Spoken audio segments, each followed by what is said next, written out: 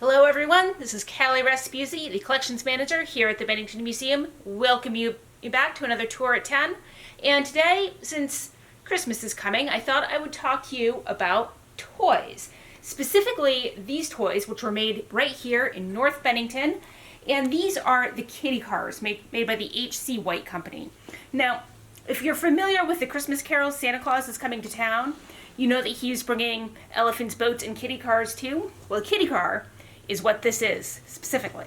And they were made in different sizes, different price points.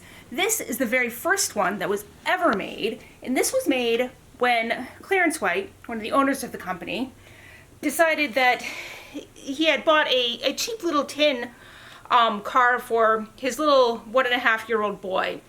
And his boy, Harry, was a rather husky, rambunctious child, as most toddlers are, and he broke this toy again and again, and his father eventually got sick and tired of fixing it. So he went to the company's factory next door. They specialized at that point in making stereo opticons and photography equipment, and he designed this toy. He wanted something that was low to the ground, that was sturdy, that was not going to be easily broken. It didn't have a lot of moving parts. It was something that could be ridden around inside or outside. It steers nice and easily. The little screw here is coming loose. Naturally, that was not part of the original design. So this is the very first one that he designed for his son Harry, and Harry loved this thing. He carried it around with him everywhere. He even brought it to bed with him at night because he was so enamored with this toy. And realizing that this was going to be a huge commercial success, his parents and the company decided to make these on a commercial basis. And they were enormously successful. By the late 19-teens, they were advertising in places like the Ladies' Home Journal. This is a Christmas advertisement that appeared in the magazine in 1919 for Christmas. And this is, of course, a national publication. And they were making millions of these kiddie cars and sending them all over the country. They were mostly sold wholesale to hardware stores who would sell them to customers. And they were made in a variety of different sizes. And there are a couple different sizes here.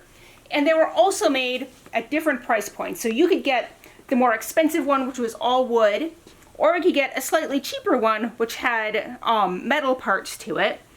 And it was still a good sturdy toy, but not quite as hardy as the big ones.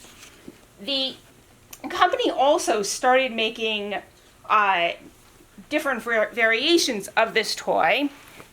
They made it in different colors, and these are some examples of the different types that you could get. And they also tried putting pedals on it, making it a pedal car. They made wagons at one point. They made little strollers that could be converted. They did really great business with these.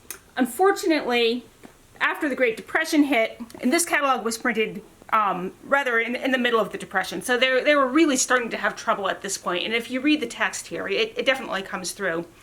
And the H.C. White Company did not end up surviving the Great Depression. They went out of business around that time. Toys like this are still made today. Today they're usually made in plastic. The company factory is still up there in North Bennington. It's now inhabited by Nahan Co., which makes hangers that are sent all over the world. But this is one of my favorite toys that was made right here in Bennington, Vermont. So if you want something for your small child for Christmas, recommend a nice little writing toy.